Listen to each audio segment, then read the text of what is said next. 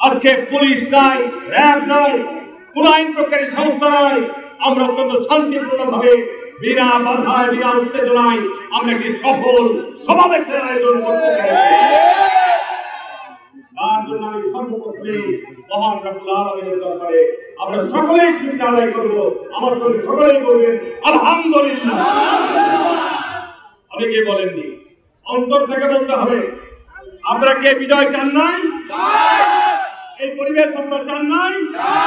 নতুন বাংলাদেশ আমরা চান নাই? আল্লাহর কাছে শুকরিয়া আদায় আমরা সকলেই অন্তর থেকে অত্যন্ত অন্তর থেকে জোরে সরে বলি আলহামদুলিল্লাহ। বন্ধুরা আমার, এই জমিনের মালিক কে?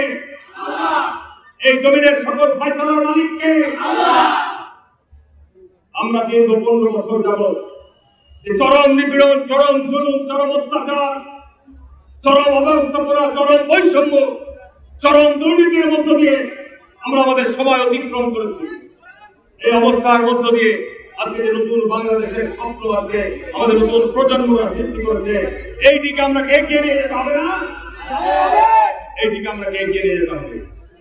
অনেক বন্ধুর পর, অনেক কঠিন পর, অনেক সংগ্রামের পর এই বন্ধুর এবং কঠিন পথকে আমাদেরকে সাফল্য মণ্ডিত করতে হবে। প্রিয় বন্ধুরা আমার, আল্লাহ পাক কোরআনে এই জন্য স্পষ্টভাবে বলেছেন, আল্লাহ পাক কোরআনে এই জন্য বলেছেন, আল্লাহ পাক জুলুমকারীদেরকে পছন্দ করেন না।